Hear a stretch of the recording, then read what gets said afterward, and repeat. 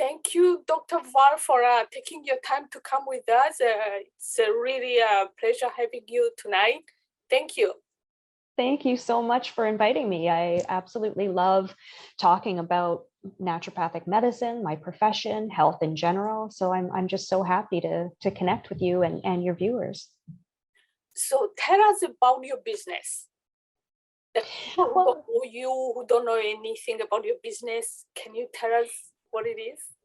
Well, I think a lot of people don't really know what a naturopathic doctor is. So, I like to start the conversation for most of my patients when I offer to meet them for the first time. I have something called a fireside chat, which is just a little meet and greet. Let's get to know each other. Let's see what your health concerns are and see if we're a good fit to work together. And the first place I start off is, have you ever heard of a naturopathic doctor before? And there are some people who are like, yes, I bought the t-shirt and I've done this cleanse and that cleanse. And there are other people who are like, I have no idea who you are and what you do. So as a naturopathic doctor, we're trained very similarly to a chiropractor or a medical doctor in the fact that, or the sense that, it's a 4-year postgraduate degree. You need a science degree to get in. It is very scientific. It's a 4-year postgraduate program. And then we write licensing bodies at the end of it. And so during that time, things that we learn include nutrition, from the perspective, a food perspective from a global perspective, but then also using vitamins and minerals as like a medical doctor would use a drug. We learn about herbs, we learn about homeopathy, we learn about acupuncture and traditional Asian medicine. We also do learn how to read diagnostics. We learn how to read blood work and other types of laboratory reports. If we have extra training, which I do, we can actually we can prescribe minor prescriptions. So natural hormones, natural thyroid hormones, natural estrogen, progesterone, etc. So basically, it's like going to see a medical doctor or a primary healthcare practitioner. And the lens that we look at the body is not just through what medication, what drug can we give you? It's also looking at the body in terms of saying, okay, what natural products can we utilize, what natural therapies that we can use in the way that a medical doctor would use a drug to help the body to heal. Now, what we also do is we have a unique philosophy. So first of all, our philosophy is the patient is the doctor, right? You know about your health, you know about your body has an innate wisdom, and we like to have a conversation. I call myself all the time, naturopathic Sherpa. That's all I'm here to be. I'm just a guide for you. And this is a conversation about, okay, what's going on with your health? And the reason for that is because I could have the greatest therapy in the world, but if it's a pill this big, you're not going to swallow it. If it's, okay, you can, look as young and sexy and healthy and vibrant as you want, but you can only eat broccoli and you have to eat 10 pounds of it every day. No one's going to follow that. So it has to be realistic. So it's always about a dialogue. Now, the other thing that makes us a little bit separate from medical doctors is when medical doctors do the fantastic job that they do, they look at a person's health, they'll do different types of testing, and they'll say, do you have a disease, yes or no? And they'll tell you, okay, if I have a disease, great. Well, here's the medication that we're going to do. Or the surgery, here's the treatment strategy. With a naturopath, we'll say, okay, do you have a disease, yes or no? Very important to know. And if you do, here's some possible outcomes that could be helpful from a natural perspective that we might want to try first, or in an adjunct to what your medical doctor is going to do, if we can, because there are some conditions that we can't. But the other thing that we'll look at is are you healthy? Are you at optimum health? So naturopathic doctors, we like to take a look at your body on a hormonal and biochemical and cellular level to say, what is optimal? Okay, you're in a normal range, but are you optimal? And this is kind of where my story actually begins. Would you like me to share how I became a naturopathic doctor? Of course. Yes. Okay. Of course, yeah. So with respect to becoming a naturopathic doctor, my journey started out when I was in university. So when I was in university, I was actually doing an undergraduate degree in nutritional sciences. And so I thought I was going to go on to study nutrition and do a PhD or a master's in nutrition. And at that point in time, I thought I was going to do animal nutrition because I loved animals. Medicine was not on my radar screen. People were not on my radar screen. But at the very end of my undergraduate degree, I got sick and I would be sleeping for 12 hours, sometimes, more, sometimes a little less, but I'd be up for an hour and I'd be exhausted and I'd have to go back to bed. And so I went to my medical doctor. My medical doctor is a brilliant woman and she did every test under the sun. She did everything she could. And she looked at me and she said, everything came back normal. And so I'm like, okay. She's like, this is stress. Go home and sleep some more. I thought, okay, that's not even possible. You have to hook me up to an IV. That's called a coma. That can't be the only solution. So my aunt at the time, my Auntie M, everybody needs an Aunt Amelia or an Auntie M. She said to me, well, listen, I go to see this wonderful naturopath. Why don't you go see my naturopath? So I said, okay. So I went to see him and he looked at me and did a great big detailed intake. And then he kind of said, this is your diet. And I was shocked because at that point in time, right, I'm a nutritionist. I know everything. We think we know everything when we graduate from university. It's like, no. So I thought, listen, I don't have anything else to lose. So he says it's my foods. We did some food sensitivity testing. And sure enough, as soon as I took out those foods, my life changed like that. My energy came right back up. I ended up shedding weight. I lost weight, not because I stopped eating or my calories were less, because I didn't have the inflammation. And so I felt the best that I had ever felt in my life. And I couldn't believe it. The energy, the focus, the concentration, the vitality. And then I was hooked.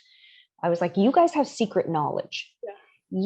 Because, I'm like, I love my medical doctor. She was amazing, top of her field, great at everything she did. She's retired now. Her name was Dr. Sheikh. I love her. But she was amazing, but she didn't have these answers.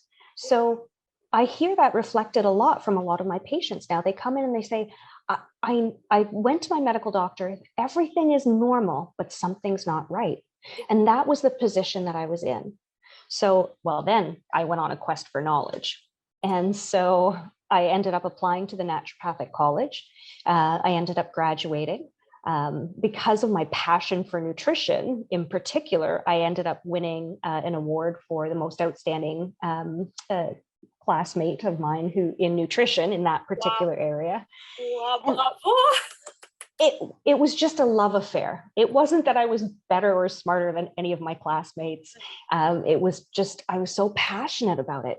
And so then when I got into practice, what I started to find is I'd have all these patients coming in and I'm like, oh, we're going to do these wonderful nutrition protocols and then everything's going to be fantastic. And a lot of the times my patients are like, well, this is great, but it's not realistic. So that's when I started to shift my journey. They're like, I can't fit this into my lifestyle. I'm like, what do you mean? You just don't eat this and you eat this instead. And so, but we all have this interesting relationship with food, right? Where there's a social component and there's an emotional component. And we know it's healthy, but so many of us, like really, if it was all just about health, great. But there's all these other wonderful things about food that have nothing to do with health and a whole lot about spiritual enjoyment of life. So I then started to kind of get really interested in the mind, body, spirit aspect. And so I ended up through my journey learning hypnosis. I ended up through my journey becoming a yoga instructor and learning about nutrition and the mind, body, spirit aspect from that South Asian perspective. And then I actually ended up at one point in time studying at a teaching hospital in China. I wanted to update my acupuncture skills, but I also wanted to learn about their view of medicine and herbs and foods and how they use food as medicine. So that's kind of where my journey has been. I've just been traveling the world, learning about different forms of medicine and specifically about nutrition to really take that deep dive to help to maximize people's bodies and lifestyles and performance so that people can live a joyous life full of vitality. Wow, wow, that's a really good story. Thank you for sharing. Wow. So, what would you suggest for people who have like some illness, maybe like diabetes or high blood pressure or something? Is anything you can do beside the medication they're taking? I think, the first thing to do is really shifting the mindset, because I know people globally now are aging much faster than they have to. So type 2 diabetes, you don't even have to have that. You never did. That's a disease of lifestyle. Often high blood pressure, cardiovascular disease, high cholesterol, diseases associated with lifestyle. So we can change those. Now, before the pandemic hit, when we looked at the statistics of deaths globally, 2/3 of deaths globally had to do with diseases of lifestyle, completely preventable. So that's more than famine, more than pestilence, more than war, 2/3. And so a lot of it's a lot. So when we start taking a look at, okay, how do you actually want to live? We have to say, first of all, get rid of that belief that says that you age at a certain age. So I have a lot of my patients who come in and they say, oh, I'm feeling achy and pain, or I've gained weight. Oh, I have, low energy, but I'm just getting older. No, you should be as energetic, fit, and vibrant in your 50s, 60s, and 70s as you were in your 20s and 30s. Wow. That weight that we gain. Yeah. Well, that's exactly, that's my area of expertise and specialty. That's what I love working with, that optimizing the human potential. But the first place to start is kind of saying, okay, I need the full workup. So for each of us, our bodies are unique to us, and they're unique to what we're going through at this moment in time.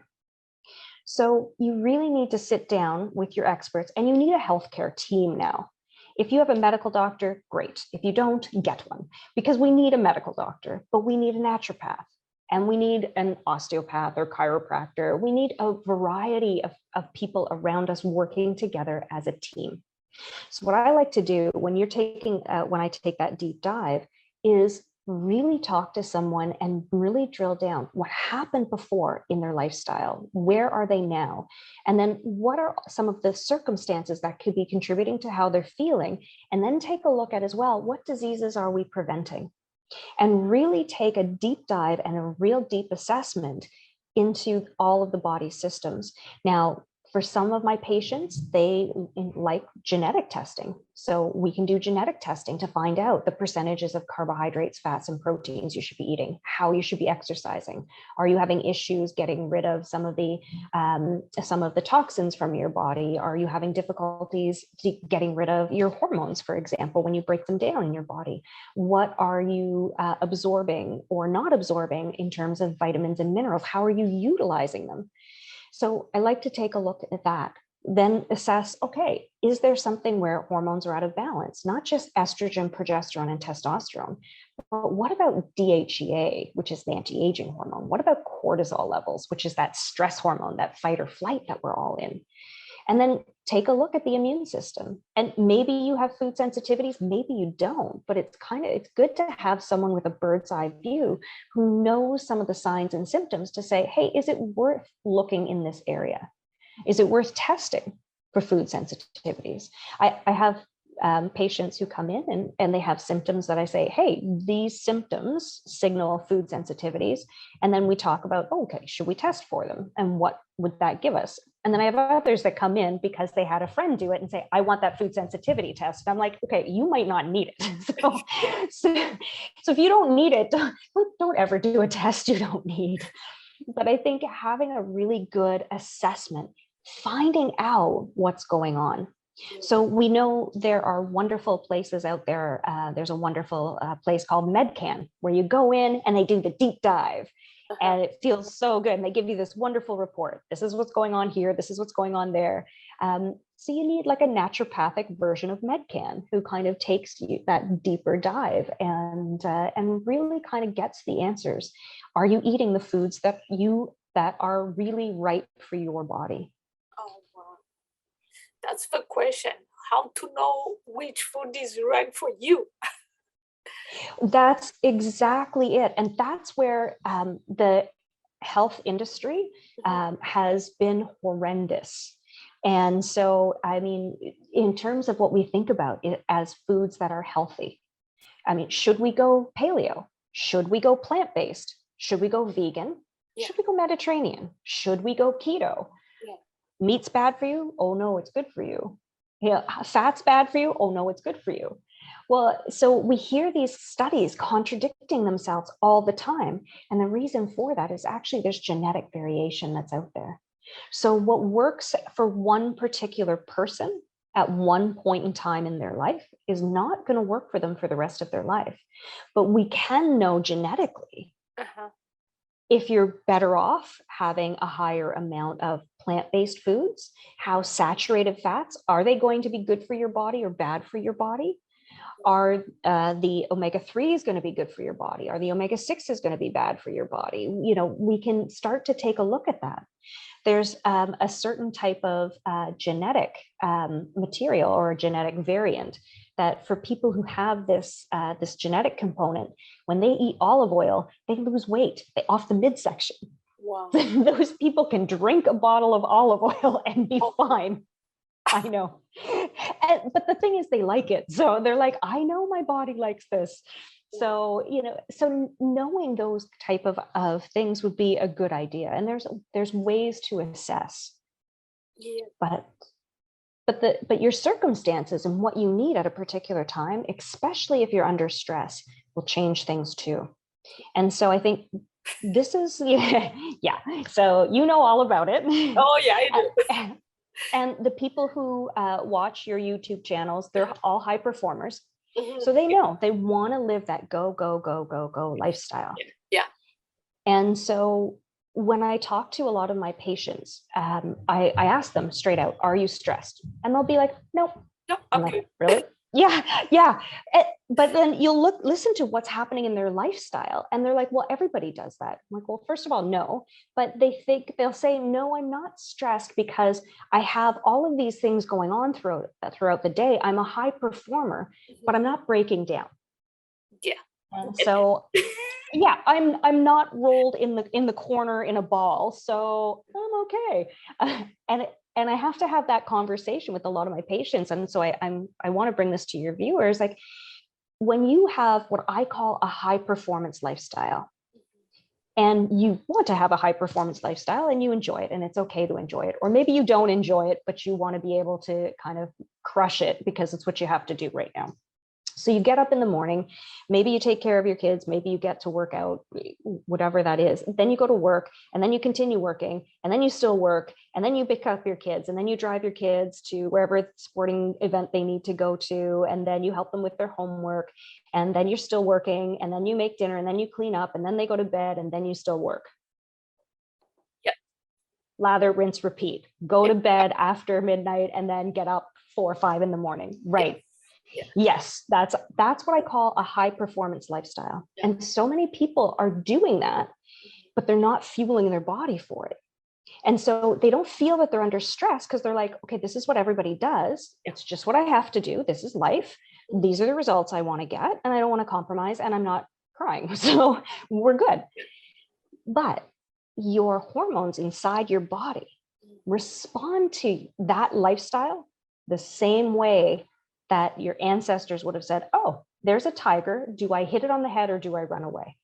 Our body is still hardwired to genetically and biochemically respond to the environment the way our ancestors did 3, 4, 5,000 years ago. Oh, there's a tiger. Do I hit it on the head or do I run away? My boss has a deadline. Do I hit him on the head or do I run away? Yeah. Right? Right? Yeah. The guy in traffic is driving too slow for me. Do I hit him on the head or run away? all the Right? time. I know, right? Or this darn computer, right? Tiger, right? It's the same fight or flight hormones, fight, flight, or freeze, right? Yeah. So those cortisol levels build up in the body. And women's bodies are much more sensitive to those cortisol shifts because for women, our bodies are biologically designed to produce more estrogen during our childbearing years because the body says, hey, we want you to get pregnant. Yeah. When the environment is supportive of getting pregnant. When the environment is not supportive of getting pregnant, then the hormones will shut down. The body shuts down the hormones. Yeah. So what happens for a lot of my patients is they come into my office and they're maybe in their mid 30s, maybe they're even in their 40s up to mid 40s, or maybe even a little bit beyond, but they're like, okay, I think I'm perimenopausal. There's something going on here. My hormones have been affected. And maybe if you look at blood work, it may look like it's mimicking that sort of shift in towards and into menopause, but it really isn't. It's that go, go, go, high performance lifestyle. The fight or flight hormone has been for too high for too long. And then what's happened is the body says, okay, not a safe environment for children. We're going to shut you down. You're not getting pregnant. So the hormones shift. So they start to experience symptoms that would kind of look like perimenopause, but it's not. And you can actually do things to heal that. And I'm a yes and woman. I think that you should be able to have the lifestyle that you want to live and then have your health too. Yeah, of course. Yeah. So, in an ideal world, is it great to, run on 4 hours sleep continuously for decades? No, eventually we'd like to get you off that. But in the meantime, there's a lot of strategies that we can do to help in terms of supporting memory, focus, concentration, energy, hormone balance, making sure that we're fueling your body properly so that you can maintain the lifestyle that you want and actually even perform and achieve better.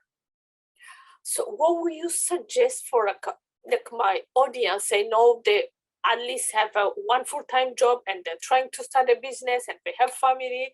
So exactly what you just mentioned. What is the first step? The first step to have a healthy style? The first step is recognizing that your health is your wealth. And I think it was Dr. Oz who said this analogy before. And so he said, we all need to take a lesson from the heart, because he was a cardiologist. It has all of these blood vessels that go to all the body to feed the body and nourish the body. But it has blood vessels that send blood to itself first. So this is the number one thing that that I can guarantee you everybody who's watching is doing. They're not putting their self first, and they're not putting their health first. Yeah. And they may not even be aware that there's an issue. So I have a patient, 40 years old, very successful businessman, runs a company, has a young family.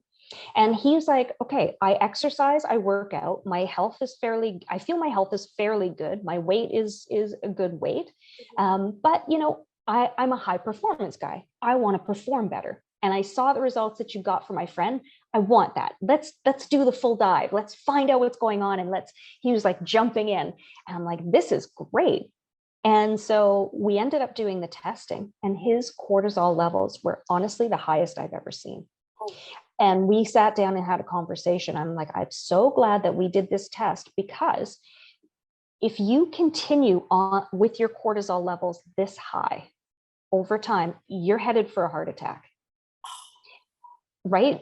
If your body is under that much perceived stress, because cortisol will cause the constriction of blood vessels. It actually decreases blood flow to the front part of our brain, which is reasoning and logic, which is why, we can't think properly on a test, or, we walk out of the test and we're like, oh, that was the answer, like 10 minutes later. But with respect to the blood vessels, it can cause the blood vessels of the heart to spasm or to constrict.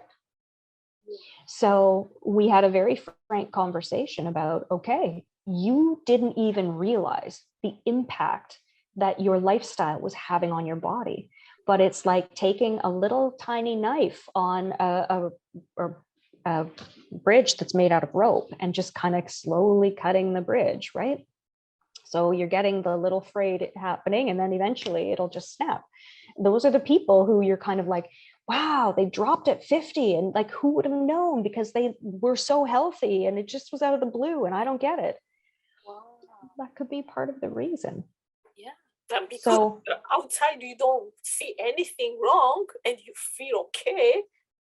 Oh, wow. well, exactly. And how much of us are living in our heads, and our heads are pushing us around?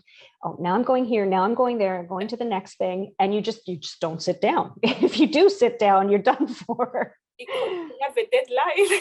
Yes, exactly. So that's the first thing. Then what I would recommend that you do is look at building your healthcare team. So definitely make sure that, of course, you're going to your medical doctor, you're getting regular physical exams, but don't assume that just because your physical exam turns out perfectly fine means that everything's okay on the inside. Because again, your medical doctor is looking at you and assessing, okay, what is happening on the inside? Do you have a disease, yes or no? And if you don't have a disease, they're going to be like, come back when you have a disease. Then I'll make some recommendations. So definitely use your medical doctor for the expertise that they have, because they have incredible expertise. You need them. You also need to have other members of your healthcare team. So I would recommend you see a naturopath. I would recommend that you see one and shop around for a naturopath. Mm-hmm. So not all naturopaths practice the same. I like to say we have our own thumbprint. So everybody has their unique areas. I love working with nutrition. It's where I like to start. It's not the only thing that I use. I use all of the other modalities, but there are some naturopaths that I know that just don't like using nutrition. So if you are really focused on nutrition, that's not the naturopath you want to go to. So interview a few. Find out. So I offer a fireside chat. I'm pretty sure most naturopaths offer something like that, where it's complimentary. We sit down, we chat, we get to know each other, and then we kind of we interview each other. Is this a good fit? Is this going to work for you? Who are you looking for? So get that right person on your team. That's invaluable. And, maybe talk with friends, family members, maybe other healthcare practitioners in your area. Maybe you have a chiropractor or an osteopath and they recommend someone to you. But whoever is recommended, I still say, jump on the phone or on Zoom with them and interview them and make sure they're the right fit for you. And then you can have a good conversation. For naturopaths, we like to have like an hour to an hour and a half for our first visit, where we just sit down and we just kind of go from, do an entire health history, take that deep dive. Then we can kind of get a sense of what's going on and what do we need and how do we get you to your health and performance goals. Oh, so you need a family doctor and then a naturopath, right? I believe you need both. I like to work with a team. Yeah. There are some people who choose to have just a medical doctor as their primary healthcare practitioner. That's fine. And there are some that choose just to have a naturopath, and that's fine too. I like both. To have both. Yeah. Perfect. Yeah. Yeah. Sorry, what were you going to say?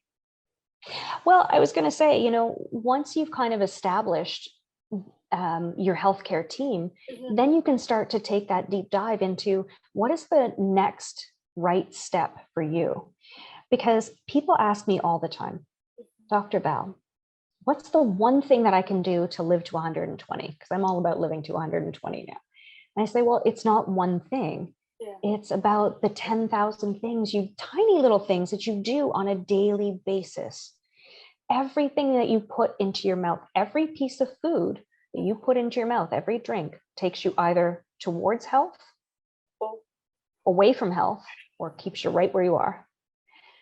And so many people think that they know what healthy is and they know what eating healthy is. And they're like, oh yeah, I eat healthy all the time. And it's like, I bet you don't. I bet you don't know what's really in your food. I bet you don't know what foods are healthy for you and your body. not in this general, oh, what's great for you. When I did my food sensitivity testing, yes, the typical wheat and dairy came up for me, but garlic came up. Like, how would you know you were reacting to garlic?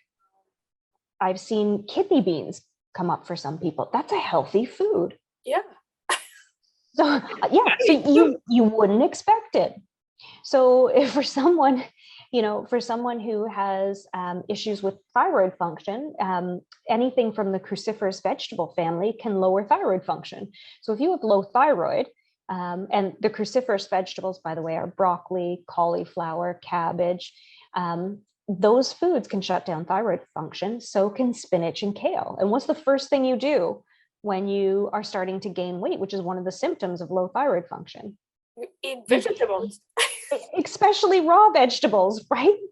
Yeah. I'm going to eat more salad. I'm going to eat more raw broccoli. I'm eating healthy. So from a certain perspective, sure, but it's not healthy for your body and the state that it's in at that point in time. So you really need to get that assessment. And I think today, with everything that, with all of the stress of COVID-19 and the pandemic and what's been happening, I think it's just so much more important now more than ever to really be on top of your health. Absolutely. Yeah. Because with so much stress, people are afraid of losing their job. People are afraid of everything. Yeah. Well, and if you start looking at the statistics now too of alcoholism and substance abuse that's happening as a result of COVID, it's an intense and significant increase.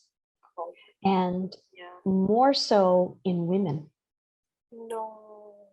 It's disproportionate. It's more so women who are becoming addicted to substances than men at this point in time from the extra drinking as a result of COVID. That's not good. Oh my goodness. Wow. No. The other question I had for you, so to know exactly which food is good for you, you have to do the blood test, right? Is it regular blood test or? Well, you don't necessarily have to in order to know what's good for you, but you need an assessment to know, hey, do you have some indications that you have food sensitivities? If you do, that's an important test to do. If you don't, I don't think you need to do the food sensitivity test to know. Now, some people want the genetic testing because that dials it right into the exact percentages of carbohydrates, fats, proteins. Was I designed to be a vegetarian or vegan? Was I designed to be a carnivore? And people will quite often have a sense of that. But so, they're just doing an assessment to figure that out, having someone who can pull all of the pieces together and take that bird's eye view. That's the really important thing. Because there's that saying, you can't see the forest for the trees. When you're stuck in the forest, it's so hard to treat yourself and to know which direction should I take. And what supplements are good for me, because you could open up any health magazine and you read about a supplement that does 20 different things, or you read about a health condition, an article on a health condition, and there's about 20 different herbs in the health food store that will treat that particular condition. How do you know that one is right for you? How do you know if it's actually going to interfere with medications that you're on? So naturopaths are trained to know, okay, how biochemically, how are your medications acting within the body, and then how the herbs, vitamins, and minerals are acting in the body. So we'll know if there's going to be an interaction, and we can guide you on that. And can you guide somebody? Can you help somebody, but from far away on distance, or the person has to come to your office? Well, we do have the availability to do virtual appointments. So that's something that, we always encourage you to be closer to someone. I have some patients who they do an initial visit with me, and we do a nice, good screening physical, and then they travel all over the world, or they live in a different country part of the year. So, they travel there. So there's a lot of different possibilities. I mean, certainly if a physical exam isn't needed, then it's easy to do something via teleconference, and that's not a problem. But at least we have the option of doing it. A lot of medical doctors and naturopathic doctors are now turning to telehealth and saying, hey, this is an important way of treating. And I find for my patients, a lot of them love it. And they're like, this is great because I don't have to travel. So even go through traffic. So yeah, if I don't have to come into your office. You don't have to stress during the right. Yeah, come to the office, and maybe you late, maybe there's people who drive slowly and you start to stress out. But you at home, it's easy.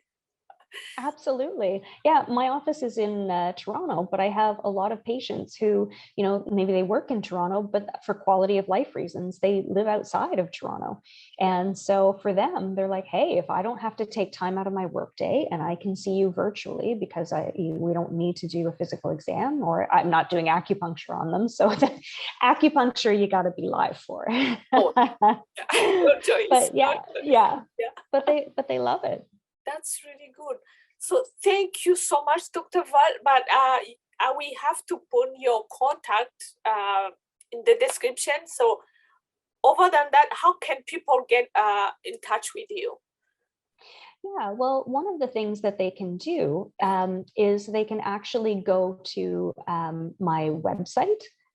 But I like the personal touch. So my website has my phone number, my cell phone number, which is 416-317-4609.